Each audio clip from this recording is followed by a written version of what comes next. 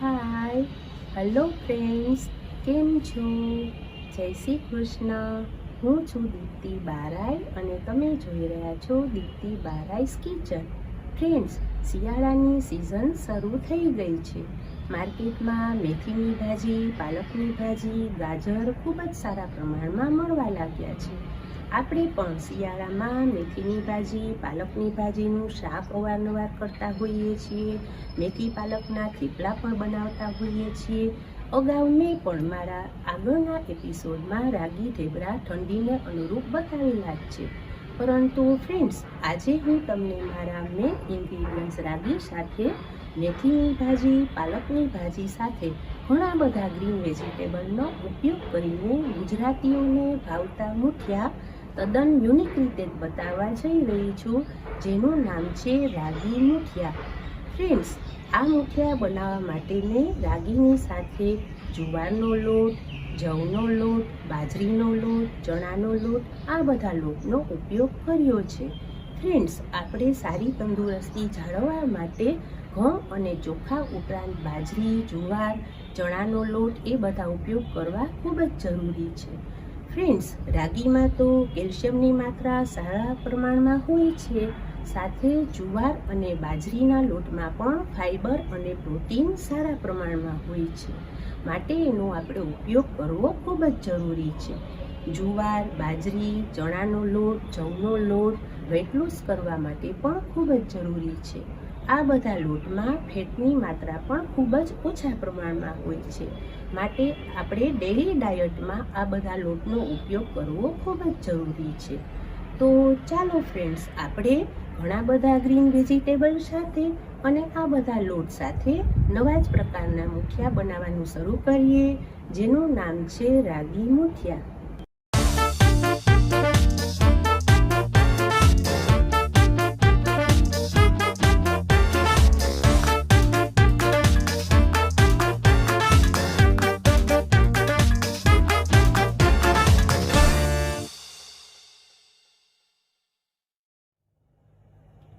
તો ફ્રેન્ડ્સ, સૌપ્રથમ આપણે હેલ્ધી રાગી મુઠિયા બનાવવા માટેના ઇન્ગ્રેડિયન્ટ્સ જોઈ લઈએ.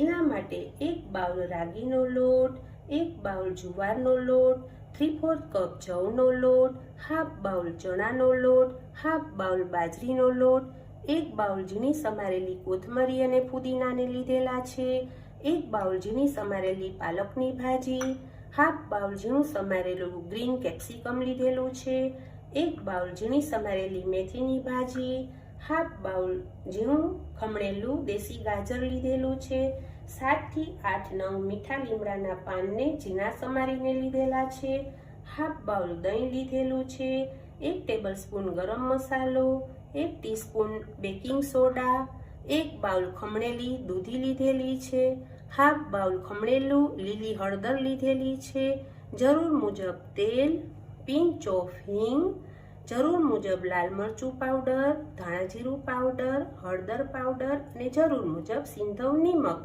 અને ફ્રેન્ડ્સ, વઘાર માટે મીઠા લીમડા અને લીલા મરચાંને સમારીને લીધેલા છે, 2 નંગ તમાલપત્ર, 2 નંગ લાલ મરચું, 2 ટેબલસ્પૂન સફેદ તલ અને ફ્રેન્ડ્સ રાઈ અને જીરું વઘાર માટે.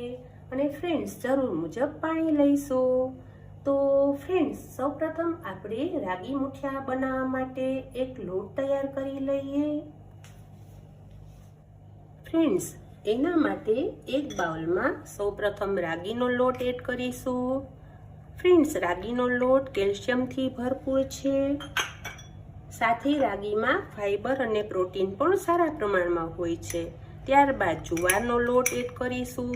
જુવારમાં પણ ફાઇબર અને પ્રોટીન સારા પ્રમાણમાં હોય છે. ત્યારબાદ જવનો લોટ એડ કરીશું. જવમાં પણ પ્રોટીનની માત્રા સારા પ્રમાણમાં હોય છે, જે આપણા બેડ કોલેસ્ટ્રોલ લેવલને કંટ્રોલમાં રાખે છે. ત્યારબાદ ચણાનો લોટ એડ કરીશું. ચણાનો લોટ પણ ડાયાબિટીસના પેશન્ટો માટે ખૂબ જ ઉપયોગી છે. ત્યારબાદ બાજરીનો લોટ એડ કરીશું. ફ્રેન્ડ્સ, બાજરીના લોટમાં પણ કેલ્શિયમ અને ફાઇબર સારા પ્રમાણમાં હોય છે. ત્યારબાદ પાલકની ભાજી એડ કરીશું. ત્યારબાદ મેથીની ભાજી એડ કરીશું. ફ્રેન્ડ્સ, પાલક અને મેથી બંનેમાં વિટામિન અને કેલ્શિયમ સારા પ્રમાણમાં હોય છે. ત્યારબાદ ગ્રીન કેપ્સિકમ એડ કરીશું. ગ્રીન કેપ્સિકમ પણ પોષક તત્વોથી ભરપૂર હોય છે. ત્યારબાદ દેશી ગાજર એડ કરીશું. ગાજર પણ આંખોની રોશની માટે ખૂબ જ ઉપયોગી છે. ત્યારબાદ મીઠા લીમડાના પાન એડ કરીશું. ફ્રેન્ડ્સ, મીઠો લીમડો કેલ્શિયમથી ભરપૂર હોય છે, જે આપણી અનેક બીમારીઓને દૂર કરે છે. માટે આપણે એનો આ રીતે ઉપયોગ કરવો ખૂબ જ જરૂરી છે. ત્યારબાદ ઝીણી ખમણેલી દૂધી એડ કરીશું. ફ્રેન્ડ્સ, દૂધી વેટ લોસ માટે ખૂબ જ ઉપયોગી છે. ત્યારબાદ ઝીણી સમારેલી કોથમરી અને ફુદીનાના પાન એડ કરીશું. એ બંને એન્ટીઓક્સિડન્ટ છે અને આપણી આંખોનું તેજ વધારે છે.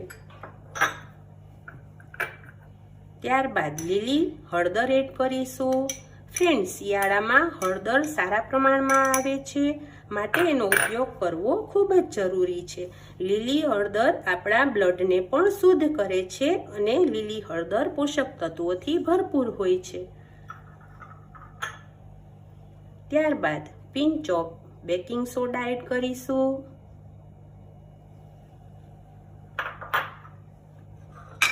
પિંચ ઓફ હિંગ એડ કરીશું.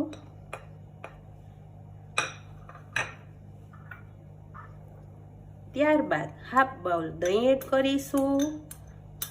હવે આ બધું સારી રીતે મિક્સ કરી લઈશું. ફ્રેન્ડ્સ, હાથેથી જ સારી રીતે લોટને મસળી લઈશું.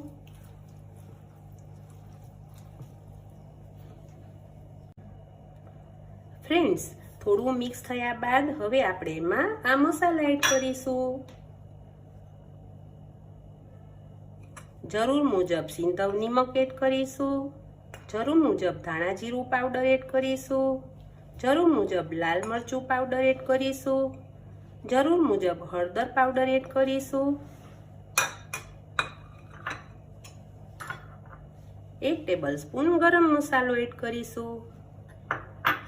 ફ્રેન્ડ્સ, ફરી પાછું સારી રીતે લોટને મિક્સ કરી લઈશું.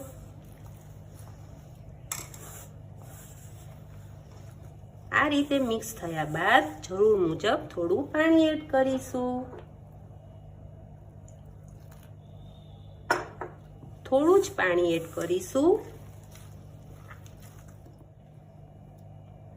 જુઓ ફ્રેન્ડ્સ, આ લોટ રાગી મુઠિયા બનાવવા માટે રેડી છે. અને ફ્રેન્ડ્સ, આપણે આ લોટમાં દૂધીનો ઉપયોગ કર્યો હોવાથી પાણી ખૂબ જ ઓછું જોઈશે, કારણ કે દૂધી પણ પાણી છોડે છે. માટે લોટ ઢીલો ન થઈ જાય માટે ઓછું જ પાણી જોઈશે. અને હા ફ્રેન્ડ્સ, આપણે આમાં લીલી હળદરનો ઉપયોગ કર્યો હોવાથી લોટનો કલર પણ ખૂબ જ સરસ લાગે છે. આ રીતે આપણે લીલી હળદર શિયાળામાં ઉપયોગ કરવી ખૂબ જ જરૂરી છે. ફ્રેન્ડ્સ, હવે આ લોટના આપણે મુઠિયા મૂકી દઈશું. જુઓ ફ્રેન્ડ્સ, હવે આપણે આ લોટમાંથી રાગી મુઠિયા વાળીને એક ઢોકળિયાની અંદર સ્ટીમ થવા માટે મૂકી દઈશું. જુઓ ફ્રેન્ડ્સ, આ રીતે મુઠિયાને વાળી લઈશું. ફ્રેન્ડ્સ, આ લોટની અંદર મેં મોણ માટે પણ તેલનો ઉપયોગ કર્યો નથી, માટે આ મુઠિયા ખૂબ જ હેલ્ધી છે અને પૌષ્ટિક પણ છે. આ રીતે છૂટા છૂટા મુઠિયા મૂકી દઈશું.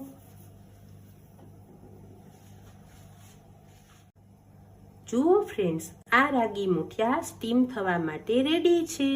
હવે આપણે આ હેલ્ધી રાગી મુઠિયાને 15 થી 20 મિનિટ માટે ઢાંકણ ઢાંકીને સ્ટીમ થવા દઈશું.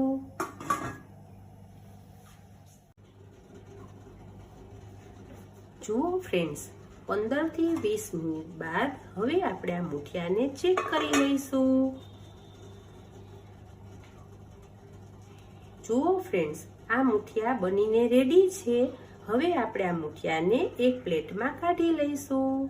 ફ્રેન્ડ્સ, તમારે આ મુઠિયા ગરમા ગરમ ખાવા હોય તો તેલ વગર જ ગ્રીન ચટણી સાથે ખાઈ શકો છો.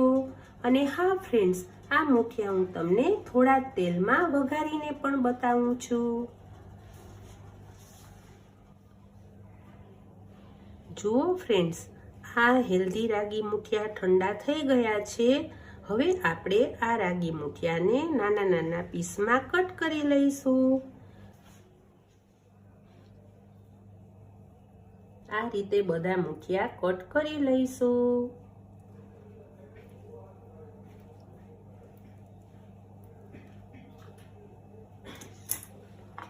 જુઓ ફ્રેન્ડ્સ, આ મુઠિયા કટ થઈને રેડી છે.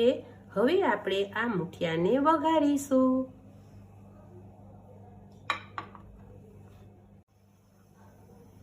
વઘાર માટે એક પેનમાં 1 ટેબલસ્પૂન તેલ એડ કરીશું.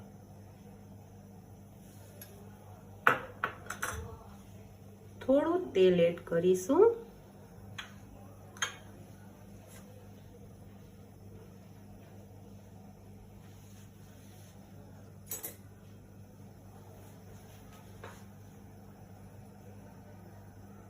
ત્યારબાદ 1 ટેબલસ્પૂન રાઈ એડ કરીશું.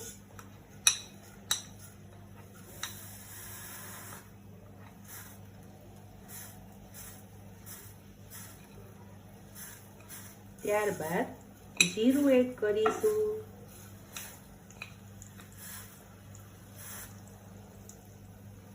ત્યારબાદ તમાલપત્ર અને લાલ મરચું એડ કરીશું.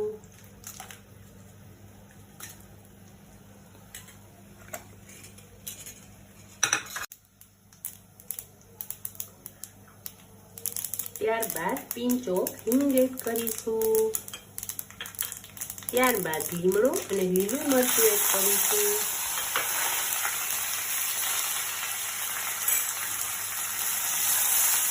આ રીતે મિક્સ કરી લઈશું.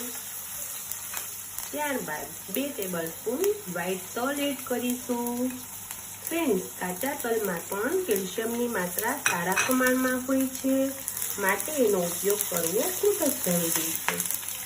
આ રીતે ચલાવી લઈશું. ત્યારબાદ આ રાગી મુઠિયાને વઘારીશું.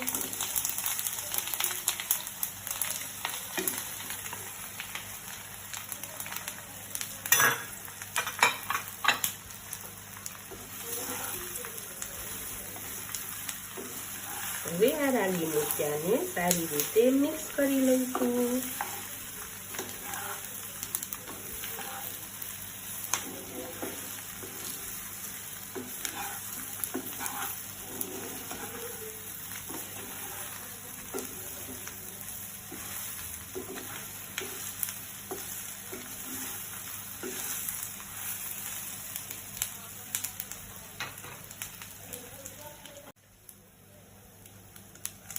આ રીતે ચલાવી લઈશું.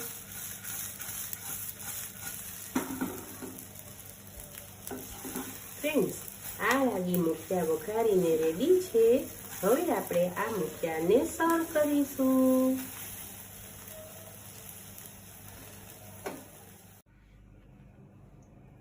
જુઓ ફ્રેન્ડ્સ, આ હેલ્ધી રાગી મુઠિયા બનીને રેડી છે. હવે આપણે એને કોથમરીથી ગાર્નિશ કરીશું.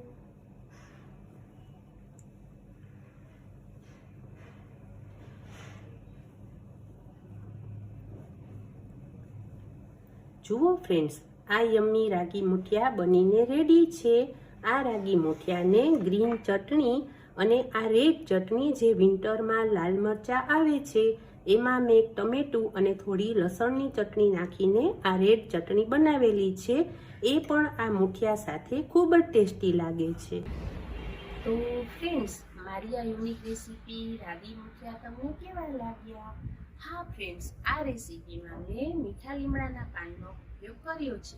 મીઠા લીમડાના પાન ગુણોથી ભરપૂર છે, સાથે આપણે અનેક બીમારીઓથી દૂર રાખે છે.